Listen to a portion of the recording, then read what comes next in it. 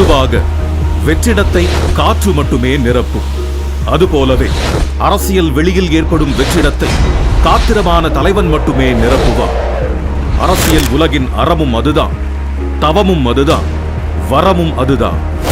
தமிழக அரசியலில் மக்களுக்கு கவசமாக இருந்த மாபெரும் ஆளுமைகள் மறைந்த பின்னர் தமிழக அரசியல் களத்தில் ஒரு பெரும் வெற்றிடம் ஏற்பட்டது. அதை நிரப்ப வேண்டிய அவசியமும் அத்தியாவசியமும் உருவானது. காலம் தன் தேவையை தானே நிறைவேற்றிக் கொள்ளும். அந்த அடிப்படையில் ஓர் அரசியல் தேவை ஏற்படும் போதுதான் மாபெரும் அரசியல் இயக்கம் தோன்றும். அப்படி தமிழக அரசியல் களத்தின் தேவைக்காக உதித்த இயக்கம்தான் தமிழக வெற்றிக் கழகம். இந்த இயக்கத்தின் காத்திரம் மிக்க, வசீகரம் மிக்க, ஆளுமை மிக்க தலைமைதான் நம் வெற்றி தலைவர் விஜய் அவர்கள். கட்சியின் அமைப்பு, தலைமை கழக நிர்வாகிகள் மற்றும் செயற்குழு உறுப்பினர்கள் 110 பேருடன் ஆலோசனை கூட்டம் நடத்தப்பட்டு அதற்கான அறிவிப்பு வெளியிடப்பட்ட அந்த நாள்தான் 2024ஆம் ஆண்டு பிப்ரவரி மாதம் 2ஆம் தேதி. அன்றே இந்திய தேர்தல் ஆணையத்திலும் அரசியல் கட்சி பதிவுக்காக விண்ணப்பிக்கப்பட்டது. தலைவர், பொதுச் செயலாளர், பொருளாளர், தலைமை நிலைய செயலாளர் மற்றும் கொள்கை பரப்பு துணை செயலாளர் என தலைமை கழகத்தின் முக்கிய நிர்வாகிகளை அறிவித்தார் நம் வெற்றி தலைவர். பாண்டிச்சேரியில் பாலியல் வன்முறைக்கு ஆளான பெண்ணுக்காக ஓங்கி குரல் கொடுத்த கண்டன அறிக்கைதான் தலைவரின் முதல் அரசியல் அறிக்கை. பெண்களுக்கான முக்கியத்துவத்தை கழகத்தின் தன் இயல்பாகவே ஆக்கினார் நம் வெற்றி தலைவர். கட்சிக்கான உறுப்பினர் சேர்க்கை அணிக்கு கட்சியின் பெண் தோழர் ஒருவரையே பொறுப்பாளராக அறிவித்ததே அதற்கு சாட்சி. கட்சியில் உறுப்பினராக சேர்வதற்கு வாக்காளர் அடையாள அட்டை எண்ணும் ஆதார் எண்ணும் கட்டாயம் என்று அறிவிக்கப்பட்டது. உறுப்பினர் சேர்க்கைக்கென தனி செயலி ஒன்று மகளிர் தினத்தன்று அறிமுகப்படுத்தப்பட்டது. தனி செயலி அறிவிக்கப்பட்ட சில மணி நேரங்களிலேயே கட்சியின் உறுப்பினர்களின் எண்ணிக்கை பல லட்சங்களாக உயர்ந்தது. கழக உறுப்பினர்கள் பட்டியலில் இளைஞர்களும் இளம் பெண்களும் குடும்ப தலைவிகளுமே பெரும் பங்கு வகிக்க தொடங்கினர். இஸ்லாமிய சகோதரர்களுக்கு எதிரான ஒன்றிய அரசின் குடியுரிமை திருத்த சட்டத்தை கடுமையாக எதிர்த்து அறிக்கை வெளியிடப்பட்டது. சக மனிதர்களுக்கான பாதுகாப்பை உறுதி செய்யும் அரசியல் கட்சியே தமிழக வெற்றிக் கழகம். 2024ஆம் ஆண்டு பாராளுமன்ற தேர்தலில் வாக்களிப்பதற்காகவே ரஷ்யாவில் நடந்த படப்பிடிப்பில் இருந்து தாய் மண் தமிழகத்திற்கு பறந்து வந்தார் நம் தலைவர். அரசியல் நாகரிகம் போற்றும் நம் வெற்றி தலைவர் 2024ஆம் ஆண்டு பாராளுமன்ற தேர்தலில் வெற்றி பெற்ற அனைத்து கட்சி எம்பிக்களுக்கும் வாழ்த்து தெரிவித்தார். அரசியல் கட்சிகளாக அங்கீகாரம் பெற்ற விடுதலை சிறுத்தைகள் கட்சிக்கும் நாம் தமிழர் கட்சிக்கும் தன் மனப்பூர்வமான வாழ்த்துக்களை தெரிவித்தார். ஆளும் திமுக அரசின் அலட்சியமான நிர்வாகத்தால் கள்ளக்குறிச்சி பகுதிகளில் பெருக்கெடுத்து ஓடிய கள்ளச்சாராயம் எண்ணற்ற மனித உயிர்களை காவு வாங்கியது. அதை கண்டு மனம் பொறுக்காமல் உயிரிழந்தவர்களின் குடும்பத்தினரையும் உயிருக்கு போராடியவர்களையும் கள்ளக்குறிச்சி மருத்துவமனைக்கே நேரில் சென்று பார்த்து ஆறுதல் கூறினார் நம் வெற்றி தலைவர். கேடில் விழுச்செல்வமான கல்வியே கேடில்லாத சமுதாயம் உருவாக்கும். இதை உணர்ந்ததால்தான் கல்வி விருது விழாவை ஒரு அறிவு கொண்டாட்டமாகவே நடத்த தொடங்கினார் நம் வெற்றி தலைவர் அவர்கள். பகுஜன் சமாஜ் கட்சியின் தமிழ்நாடு மாநில தலைவரான திரு ஆம்ஸ்ட்ராங் அவர்கள் நடு ரோட்டில் வெட்டி படுகொலை செய்யப்பட்டார். திமுக அரசின் சட்டம் ஒழுங்கு சீர்கேட்டால் நடந்த இப்படுகொலைக்கு தமிழக வெற்றிக் கழகம் தன் கடும் கண்டனங்களை பதிவு செய்தது. அரசியல் களத்தில் கொள்கையை உயர்த்தி பிடித்து தன் கொடியை நாட்ட விரும்பிய தமிழக வெற்றிக் கழகம் தன் தனிப்பெரும் அடையாளமான கட்சி கொடியை அறிமுகப்படுத்திய நாள்தான் 22/8/2024ஆம் ஆண்டு. அன்றே கொடி பாடலும் வெளியிடப்பட்டது. தமிழக வெற்றிக் கழகத்தின் கட்சி பதிவு கோரிக்கையை ஏற்ற இந்திய தேர்தல் ஆணையம் கழகத்தை அரசியல் கட்சியாக பதிவு செய்து அதற்கான அனுமதியையும் சட்டப்பூர்வமாக வழங்கியது. தந்தை பெரியாரின் பிறந்த நாள் அன்று சிங்கத்தின் குகைக்கே சென்று சிறப்பு செய்தது போல தந்தை பெரியார் உலவிய பெரியார் திடலுக்கே சென்று மலர் மரியாதை செய்தார் நம் தமிழக வெற்றிக் கழக தலைவர். கட்சியின் கொள்கைகளை, செயல் திட்டங்களை அறிவிக்க கட்சியின் முதல் மாநில மாநாட்டை விழுப்புரம் மாவட்டம் விக்கிரவாண்டி அருகில் உள்ள வி சாலையில் நடத்த முடிவெடுத்தார் நம் தலைவர். அந்த மாநாட்டிற்கு வெற்றி கொள்கை திருவிழா என்றும் பெயர் சூட்டினார். அதற்கான அறிவிப்பையும் வெளியிட்டார். மாநாட்டு பணிகளுக்கான கால்கோள் விழாவே ஒரு மண்டல மாநாடு போலவே இருந்ததை கண்டு ஊடகங்களும் அரசியல் கட்சிகளும் வியந்தன. சென்னை மெரினாவில் நடந்த இந்திய விமானப்படை சாகச நிகழ்ச்சியில் அடிப்படை வசதிகளையும் பாதுகாப்பு முன்னேற்பாடுகளையும் கூட செய்யாமல் அலட்சியம் காட்டியது தற்போதைய ஆளும் அரசு. அதனால் பல மனித உயிர்கள் பலியாகின. அந்நிகழ்வின் போது உயிரிழந்தோருக்கு ஆறுதலையும் அரசுக்கு கடும் கண்டனங்களையும் கழக தலைவர் தெரிவித்தார். மாநாட்டு திடல் பணிகள் நடக்கும் வேளையில் கழக மாநாட்டிற்கு தொண்டர்களை அழைப்பதற்காக அறிஞர் அண்ணாவின் கடித முறையை கையில் எடுத்தார் நம் வெற்றி தலைவர்.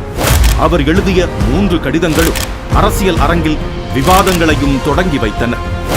மாநாட்டில் கழகத்தின் கொள்கை தலைவர்களை அரசியல் உலகமே அதிர அறிவித்தார் நம் வெற்றி தலைவர்.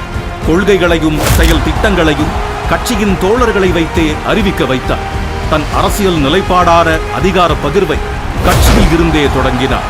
உணர்வு பூர்வமாக அமைந்த வெற்றி தலைவரின் மாநாட்டு சிறப்புரையை கேட்டு உலகமே பிரமித்தது. மாநாட்டுக்கு பிறகான மாதங்களிலும் அந்த பேச்சே பேசு பொருளாகவும் பெரும் விவாத பொருளாகவும் இருந்தது. மாநாட்டின் பிரம்மாண்ட வெற்றிக்கு நன்றி தெரிவித்து 4வது கடிதத்தையும் எழுதினார் நம் கழக தலைவர். தேசியத்தையும் தெய்வீகத்தையும் போற்றிய மாபெரும் தலைவரான ஐயா பசும்பொன் முத்துராமலிங்க தேவரின் குரு பூஜை நாளன்று அவரது உருவப்படத்திற்கு மலர் தூவி மரியாதை செலுத்தினார் நம் வெற்றி தலைவர். மாநாட்டு திடலில் திரண்டிருந்த கட்டுக்கடங்காத மக்கள் வெள்ளத்திற்கு அணை போட இயலாத சூழலில் மக்களின் பாதுகாப்பு கருதி தீர்மானங்கள் நிறைவேற்ற இயலாத சூழல் உருவானது. அதனால் மாநாட்டு தீர்மானங்களை நிறைவேற்றுவதற்காகவே கழகத்தின் செயற்குழு கூட்டம் நடத்தப்பட்டு அதில் 26 தீர்மானங்கள் நிறைவேற்றப்பட்டன. கிண்டி அரசு மருத்துவமனையில் பணிபுரிந்த மருத்துவர் தாக்கப்பட்டதற்கு தமிழக வெற்றிக் கழகம் தன் கண்டனத்தை பதிவு செய்தது. திருவண்ணாமலை பகுதியில் நிலச்சரிவின் போது நடந்த உயிரிழப்புகளுக்கு தன் இரங்கலையும் வருத்தத்தையும் பதிவு செய்தது தமிழக வெற்றிக் கழகம். அரசின் பேரிடர் முன்னேற்பாடுகளில் இருந்த தொய்வை சுட்டிக்காட்டியதோடு குட்டியும் காட்டியது. தமிழக வெற்றிக் கழகத்தின் கொள்கை தலைவர்களில் ஒருவரான அண்ணல் அம்பேத்கர் பற்றிய எல்லோருக்குமான தலைவர் அம்பேத்கர் நூல் வெளியீட்டு விழாவை விகடன் குழுமம் நடத்தியது. விழாவில் நூலை வெளியிட்டு பேசினார் நம் வெற்றி தலைவர். எப்போதும் போல அவரது இந்த பேச்சும் விவாதங்களை எழுப்பியது. கழகத்தின் கொள்கை தலைவர்களில் ஒருவரான அண்ணல் அம்பேத்கரை ஒன்றிய அமைச்சர் அமித்ஷா அவர்கள் அவமதிக்கும் வகையில் பேசியதற்காக கழக தலைவர் தன் கடும் கண்டனங்களை வெளியிட்டார். நம் கழகத்தின் கொள்கை தலைவர்களான தந்தை பெரியார், வீரமங்கை வேலு நாச்சியார் ஆகியோரின் நினைவு தினத்தில் அவர்களுக்கு மலர் மரியாதை செலுத்தப்பட்டது. அண்ணா பல்கலைக்கழக மாணவிக்கு நேர்ந்த பாலியல் வன்கொடுமைக்கு தமிழக வெற்றிக் கழகம் தன் கண்டனங்களை தெரிவித்தது. பெண்கள் பாதுகாப்பில் அலட்சியமாக இருக்கும் ஆளும் திமுக அரசை மிக கடுமையாக எச்சரிக்கையும் செய்தது. பெண் குழந்தைகள் மற்றும் பெண்களுக்கான பாதுகாப்பை வலியுறுத்த நம் வெற்றி தலைவரின் கையால் எழுதப்பட்ட கடிதம் ஒன்று தமிழகமெங்கும் பொதுமக்களிடமும் பெண்களிடமும் விநியோகிக்கப்பட்டது. அது ஏதோ மாபெரும் கொடும் குற்றம் என்பது போல நினைத்து ஆளும் திமுக அரசு நம் கழக தோழர்களை சென்னையில் கைது செய்தது.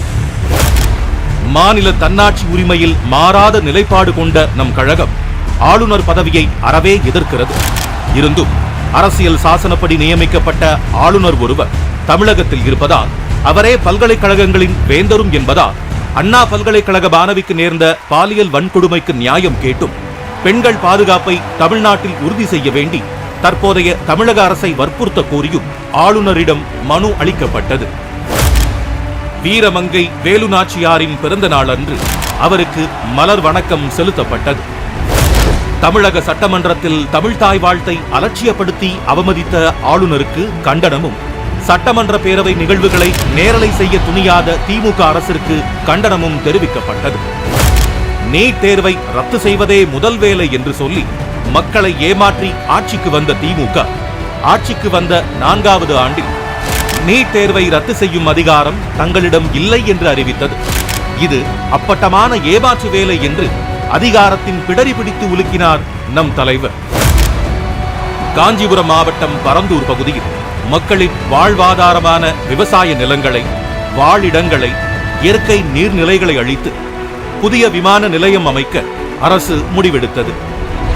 வெகுண்டெழுந்த அப்பகுதி மக்கள் 3 வருடங்களாக போராடி தங்கள் எதிர்ப்பை தெரிவித்து வருகின்றனர்.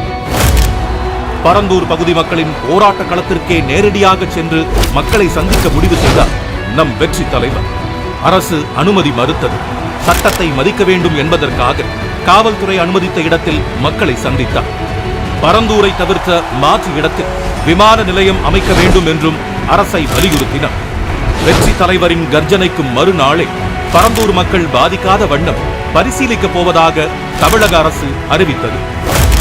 அரசியல் மைதானத்தில் தனக்கு எதிராக வீசப்படும் அத்தனை பந்துகளையும் அடித்து ஆடவும் அவசியமான வேளைகளில் தடுத்து ஆடவும் தெரிந்த இயக்கம்தான் நம் தமிழக வெற்றி கழகம். இதோ இப்போது கழகம் தன் 2ஆம் ஆண்டில் அடியெடுத்து வைக்கிறது. 2026ஆம் ஆண்டு சட்டமன்ற தேர்தலை இலக்காக கொண்டு களமாட தொடங்கியிருக்கும் தமிழக வெற்றி கழகம் அரசியல் வானில் நிரந்தரமாக ஒளிரும், தன் நேர்மையாலும் மிளிரும். இனிவரும் ஆண்டுகளிலும் நம் வெற்றி தலைவர் வழியில் செல்வோம், வெற்றி வாகை சூடுவோம்.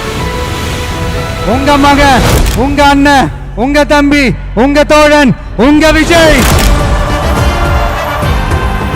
களத்துக்கு வந்துட்டா. ஒவ்வொரு வீட்டில் இருக்கிற ஒரு மகனா, அண்ணனா, தம்பியா, தோழனா, உங்கள ஒருத்தனா, உறவா, நட்பா, நான் வரேன்.